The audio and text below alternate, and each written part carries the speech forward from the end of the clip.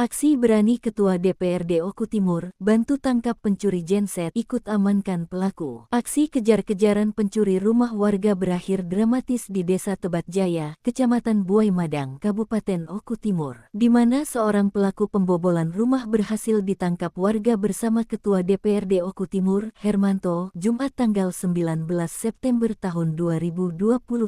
Pelaku awalnya beraksi di rumah warga Desa Sumber Agung, Kecamatan Buai Madang yang tengah ditinggalkan pemiliknya. Namun, ketika tuan rumah pulang dari Talang Beringin, ia memergoki pelaku tengah membawa barang curian berupa sebuah genset dengan sepeda motor berkeranjang atau keruntung. Korban langsung melakukan pengejaran. Selanjutnya terjadilah aksi kejar-kejaran itu dan memanas hingga ke Desa Tebat Jaya.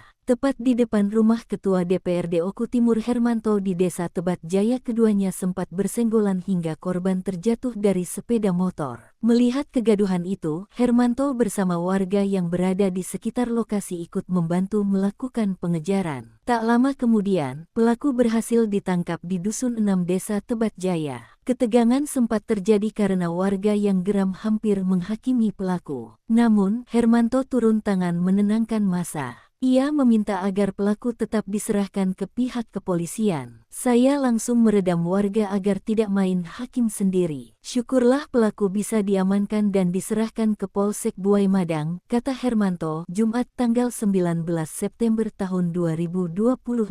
Pelaku bersama barang bukti berupa sepeda motor dan genset hasil curian kini telah diamankan polisi untuk diproses lebih lanjut.